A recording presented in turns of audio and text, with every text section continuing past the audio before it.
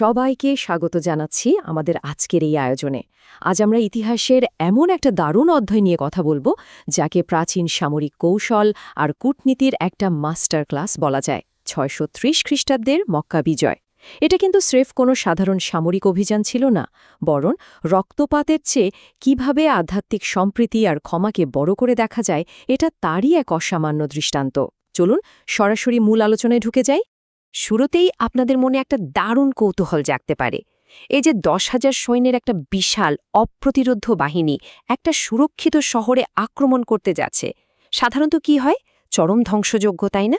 কিন্তু এখানে ইতিহাসের সবচেয়ে বড় চমকটা, এত বিশাল এক বাহিনীর আক্রমণ, অথচ শেষমেশ কোনো রক্তপাত তো হলই না, উল্টো একটা গণক্ষমার মধ্য দিয়ে পুরো ব্যাপারটা শেষ হলো। কিভাবে এটা সম্ভব হলো?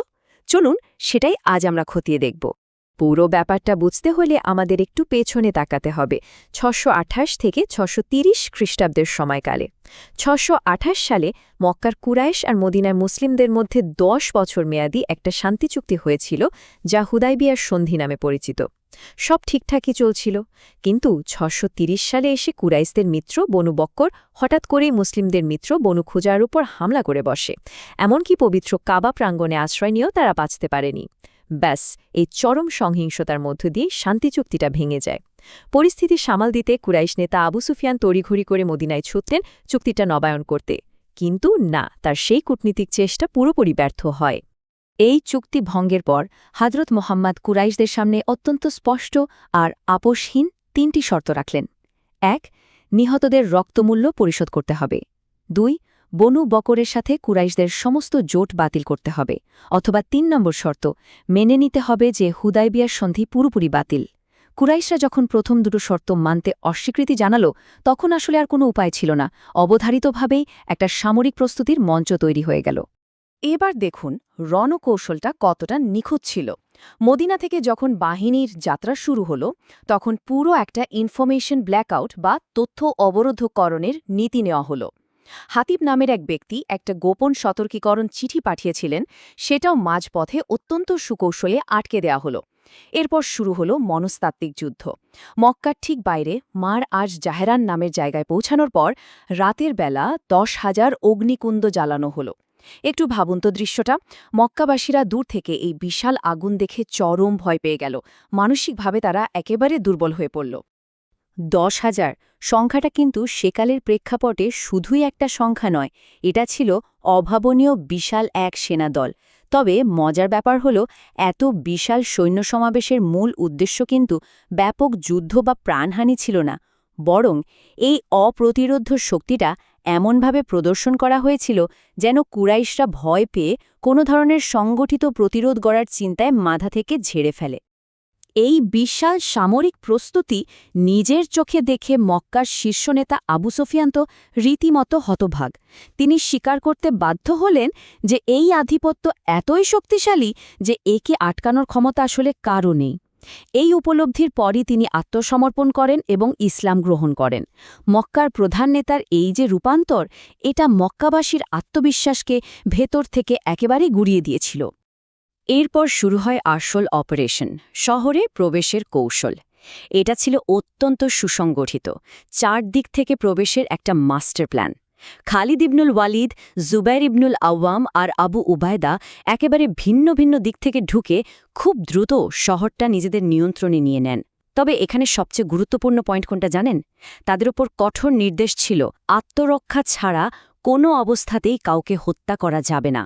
প্রাণহানি এড়ানোর এই কৌশলটা সত্যি অসাধারণ ছিল। সামরিক অভিযানের পর এবার আমরা একটা চমৎকার আধ্যাত্মিক মুহূর্তের দিকে এগোব। যে কাবা একসময় ৩৬০টি দেবদেবীর মূর্তিতে ভরা ছিল, তা এই বিজয়ের মাধ্যমে চোখের পলকে তার পুরনো একেশ্বরবাদী পরিচয় ফিরে আসে। এটা ছিল শহরটার জন্য একেবারে নতুন একটা আধ্যাত্মিক পুনর্জন্ম। সংখ্যাটা খেয়াল করুন, 360। হযরত মুহাম্মদ যখন কাবায় প্রবেশ করেন, তিনি তার হাতের ধনুক দিয়ে এই ৩৬০টি মূর্তি একে একে ভেঙে ফেলেন। এই মূর্তিগুলোর পতন শুধু যে একটা বাহ্যিক পরিবর্তন ছিল তা নয়, এটা ছিল মক্কার এক নতুন ধর্মীয় যুগে প্রবেশের সবচেয়ে দৃশ্যমান আর চাক্ষুষ প্রমাণ। এই মূর্তিগুলো যখন ধ্বংস করা হচ্ছিল, তখন পবিত্র কোরআনের একটা অমোঘ বাণী উচ্চারিত হচ্ছিল, সত্য এসেছে এবং মিথ্যা বিলুপ্ত হয়েছে, নিশ্চয়ই মিথ্যা বিলুপ্ত হওয়ারই ছিল। এই একটা কথা শহরের একেবারে হৃৎপিণ্ডে একটা চূড়ান্ত আদর্শিক পরিবর্তনের ভিত মজবুত করে দেয়। বছরের পর বছর ধরে চলে আসা পুরনো প্রথার অবসান ঘটে ঠিক এই গভীর মুহূর্তটায়। এরপর এমন কিছু ঘটনা ঘটে যা সত্যিই গায়ে কাঁটা দেয়। একসময় কৃতদাস বিলাল ইবনে রাবা কাবার ছাদে উঠে মক্কার বুকে প্রথমবারের মতো আজান দিলেন।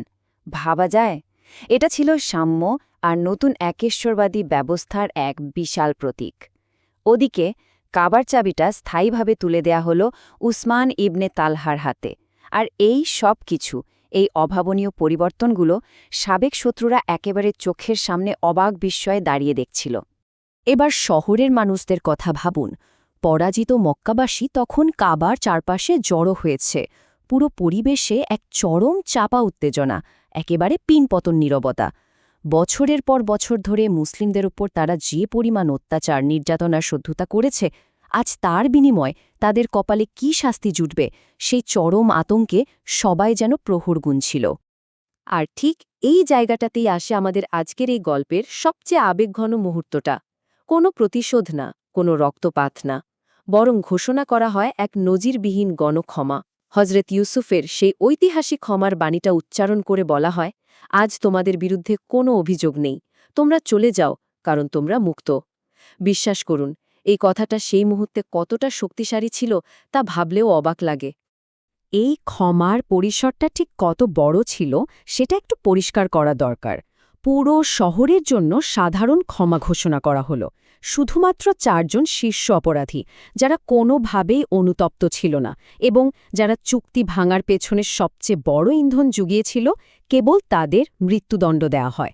এর বাইরে আবু সুফিয়ান, হিন্দা বা ইক্রিমার মতো কট্টর শত্রুদেরও পুরোপুরি মাফ করে দেওয়া হয়। অথচ একসময় এরাই ছিল মুসলিমদের সবচেয়ে বড় প্রতিপক্ষ। এই ক্ষমার কৌশলটা সত্যি ছিল অবিশ্বাস্য। এই অসামান্য বিজয়ের পর মক্কাকে চিরস্থায়ীভাবে একটা পবিত্র এবং শান্তির শহর বা অভয়ারণ্য হিসেবে ঘোষণা করা হয়। একেবারে পরিষ্কার করে জানিয়ে দেওয়া হয় যে এই শহরে সব ধরনের রক্তপাত আজ থেকে সম্পূর্ণ নিষিদ্ধ। এমনকি কোনো গাছ কাটা বা প্রকৃতির কোনো ক্ষতি করাও এখানে কঠোরভাবে বারণ করে দেওয়া হয়। এরপর মক্কার অধিবাসী, মানে নারী ও পুরুষ উভয়েই, নতুন একটা সামাজিক আর আধ্যাত্মিক চুক্তিতে আবদ্ধ হলেন। তারা আনুগত্য প্রকাশ করে অঙ্গীকার করলেন যে তারা এখন থেকে কেবল এক আল্লাহর ইবাদত করবেন, চুরি বা ব্যভিচারের মতো অপরাধ থেকে দূরে থাকবেন। আর সবচেয়ে বড় কথা, প্রাচীন আরবের সেই অন্ধকার প্রথা, মানে কন্যা সন্তান হত্যার মতো নির্মম প্রথা, তারা চিরতরে বন্ধ করবেন। এটা ছিল সমাজের খোলনলচে বদলে ফেলার একটা উদ্যোগ। মক্কার ভেতরের এই সংস্কার তো হল, এরপর শুরু হলো আশপাশের অঞ্চলে পরিচ্ছন্নতা অভিযান। ছোট ছোট কিছু সামরিক দল পাঠানো হলো বিভিন্ন দিকে। খালিদ ইবনুল ওয়ালিদ, আমরু ইবনুল আস আর সাদ ইবনে জায়েদের নেতৃত্বে এই দলগুলো গিয়ে আল উজ্জা, সুয়া এবং মানাতের মতো প্রাচীন আরবের বড় বড় মূর্তি আর প্রাক ইসলামিক প্রভাবগুলো একেবারে সুশৃঙ্খলভাবে ভেঙে ফেলল। উদ্দেশ্য ছিল একটাই, নতুন এই ব্যবস্থায় যেন পুরনো কোনো ক্ষতিকর প্রভাব অবশিষ্ট না থাকে। আমরা একেবারে শেষ পর্যায়ে চলে এসেছি, কিন্তু যাওয়ার আগে একটা গভীর প্রশ্ন আপনাদের জন্য রেখে যেতে চাই। একটু ভাবুন তো, যে বিজয় অর্জিত হয়েছিল নিখুঁত সামরিক কৌশল দিয়ে, কিন্তু যার শেষটা হলো অভাবনীয় ক্ষমা আর আধ্যাত্মিক পুনরজাগরণের মাধ্যমে, ইতিহাসে তার প্রভাব ঠিক কতটা সুদূরপ্রসারী। এই অনন্য ঐতিহাসিক ঘটনাটি বারবার প্রমাণ করে যে সত্যিকার বিজয় শুধু তলোয়ার দিয়ে বা জোর করে আসে না, বরং তা আসে মানুষের মন জয় করার মাধ্যমে। আর ঠিক এই জিনিসটাই পরবর্তীতে পুরো বিশ্বের ইতিহাসকে নতুন করে সাজিয়েছিল। আজ এ পর্যন্তই, ভালো থাকবেন সবাই।